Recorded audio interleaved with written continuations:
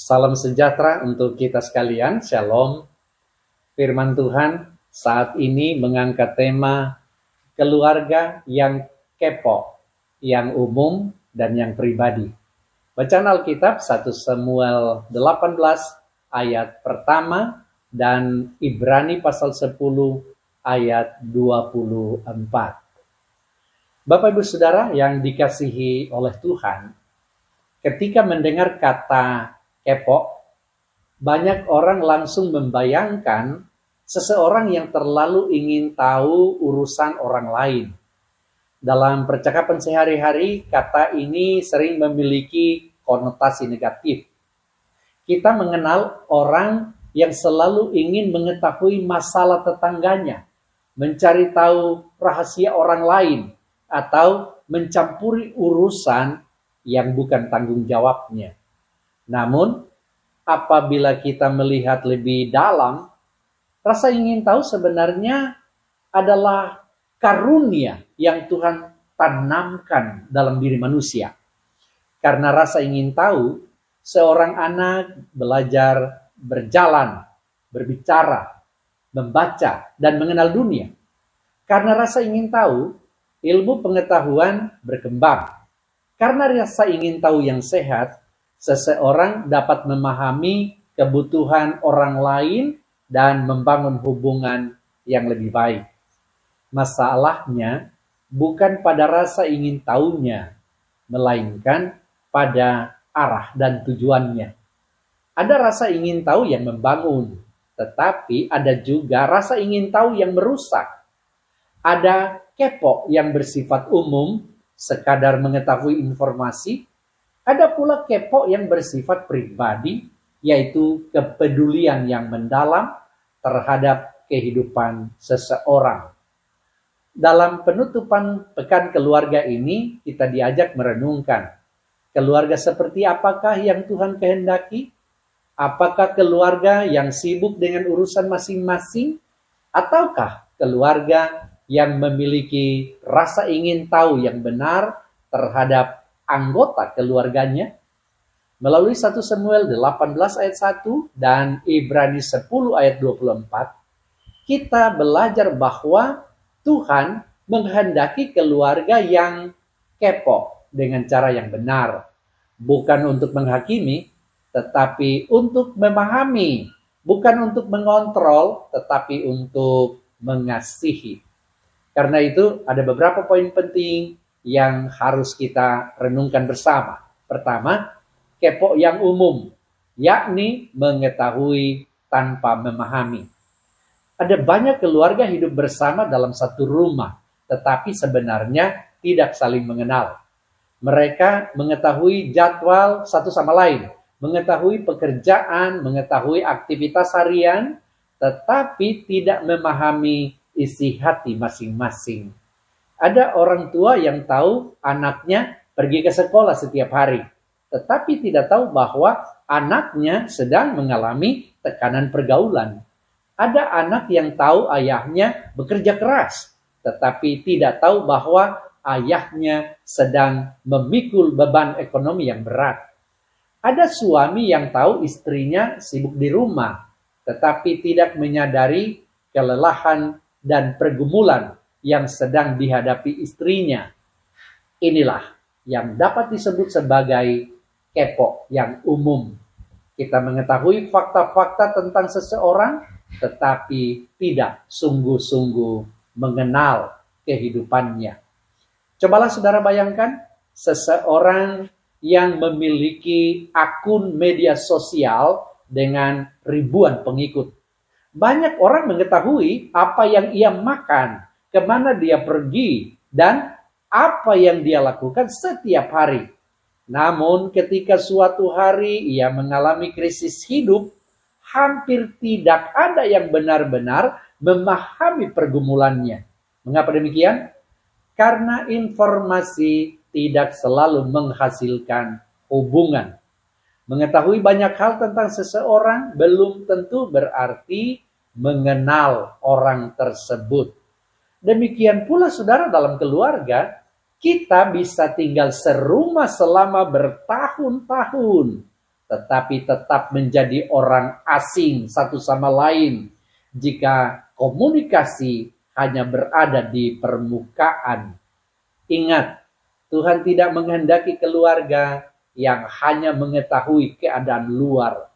Yang Tuhan kehendaki adalah keluarga yang saling mengenal hati. Bapak Ibu Saudara yang dikasihi Tuhan, yang kedua, kepo yang pribadi, yakni peduli sampai ke hati. Dalam 1 Samuel 18 ayat yang pertama dikatakan, ketika Daud selesai berbicara dengan Saul, berpadulah hati Yonatan dengan Daud. Yonatan mengasihi dia seperti dirinya sendiri. Saudara, ayat ini menggambarkan hubungan yang sangat dalam antara Yonatan dan Daud. Yonatan bukan sekadar mengetahui siapa Daud, ia mengenal hati Daud.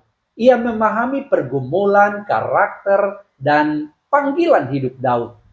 Inilah bentuk kepo yang Tuhan kehendaki, yakni rasa ingin tahu yang lahir dari kasih. Kasih selalu bertanya, apakah engkau baik-baik saja? Apa yang sedang membebanimu? Apa yang sedang kau doakan? Bagaimana aku dapat membantumu? Kasih tidak puas hanya melihat permukaan. Kasih ingin memahami isi hati. Saudara, dalam keluarga, kepedulian seperti ini sangat diperlukan. Ada banyak konflik keluarga terjadi bukan karena kurangnya cinta, tetapi karena kurangnya perhatian yang tulus. Kadang-kadang kita terlalu sibuk dengan pekerjaan, pendidikan, pelayanan, atau urusan pribadi, sehingga tidak lagi memperhatikan keadaan orang-orang terdekat kita. Padahal, keluarga adalah tempat pertama di mana seseorang seharusnya merasa didengar, dipahami, dan diterima. Ada seorang ayah pulang setiap malam dan selalu bertanya kepada anaknya, bagaimana sekolah hari ini? Setiap hari anak itu menjawab, baik. Percakapan berhenti sampai di situ. Suatu hari sang ayah memutuskan untuk duduk lebih lama bersama anaknya. Dia bertanya, apa hal paling menyenangkan yang terjadi hari ini? Apa hal paling sulit yang kamu hadapi? Percakapan yang awalnya hanya 5 menit berubah menjadi 1 jam. Untuk pertama kalinya sang ayah mengetahui bahwa anaknya sedang mengalami kesulitan dalam pergaulan dan merasa tidak percaya diri. Perbedaannya bukan pada pertanyaan pertama, melainkan pada kedalaman perhatian. Keluarga yang sehat bukan hanya bertanya karena kebiasaan, tetapi bertanya karena peduli. Bapak Ibu Saudara yang dikasihi oleh Tuhan, hal yang ketiga adalah kepo yang mendorong pertumbuhan rohani. Dalam Ibrani 10 ayat 24 dikatakan, marilah kita saling memperhatikan supaya kita saling mendorong dalam kasih dan dalam perbuatan baik. Saudara, ayat ini menunjukkan bahwa memperhatikan kehidupan orang lain adalah bagian dari kehendak Tuhan. Kata saling memperhatikan mengandung makna memperhatikan dengan sungguh-sungguh, mengamati dengan kasih, dan mencari cara untuk menolong seseorang bertumbuh. Artinya, keluarga Kristen tidak hanya peduli pada kebutuhan jasmani, tetapi juga kebutuhan rohani. Kita sering bertanya, sudah makan? Atau sudah pulang? Atau sudah mengerjakan tugas? Semua pertanyaan itu penting, tetapi bagaimana dengan pertanyaan seperti, sudahkah berdoa hari ini? Atau apa yang Tuhan ajarkan minggu ini? Atau Adakah pergumulan yang bisa kita doakan bersama? Pertanyaan-pertanyaan seperti ini membantu anggota keluarga bertumbuh dalam iman.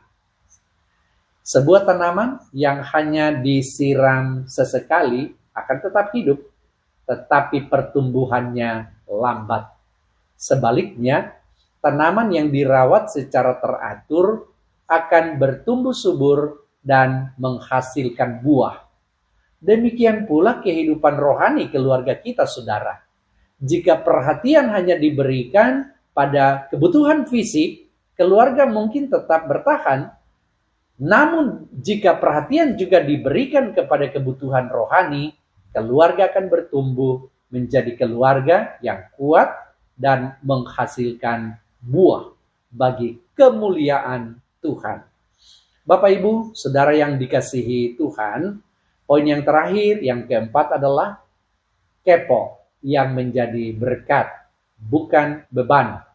Ada perbedaan besar antara kepedulian dan pengendalian.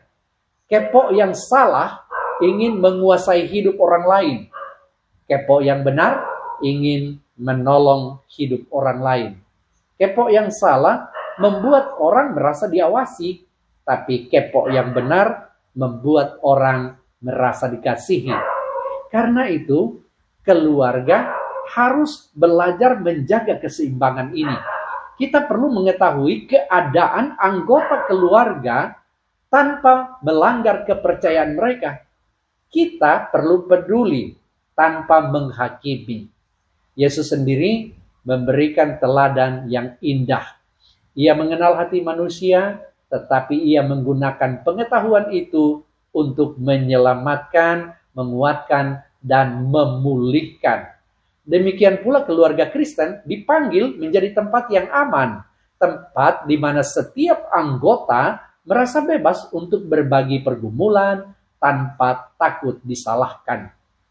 Bapak, Ibu, Saudara yang dikasihi oleh Tuhan, di penghujung pekan keluarga ini, Tuhan mengingatkan kita bahwa keluarga yang sehat adalah keluarga yang memiliki rasa ingin tahu yang benar.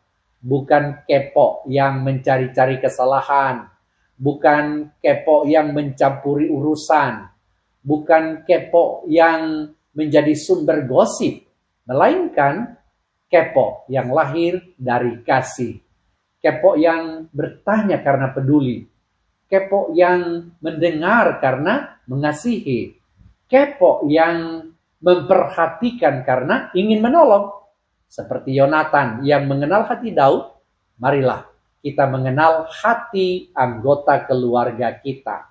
Seperti nasihat dalam Ibrani 10 ayat 24. Marilah kita saling memperhatikan dan saling mendorong dalam kasih dan pekerjaan baik.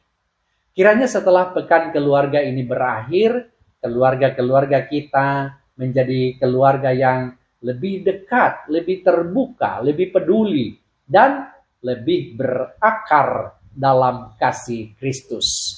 Jadilah keluarga yang kepo terhadap hal yang benar, yakni bukan sekadar tahu kehidupan anggota keluarga, tetapi sungguh-sungguh mengenal hati mereka dan membawa mereka semakin dekat kepada Tuhan. Tuhan memberkati kita sekalian. Amin.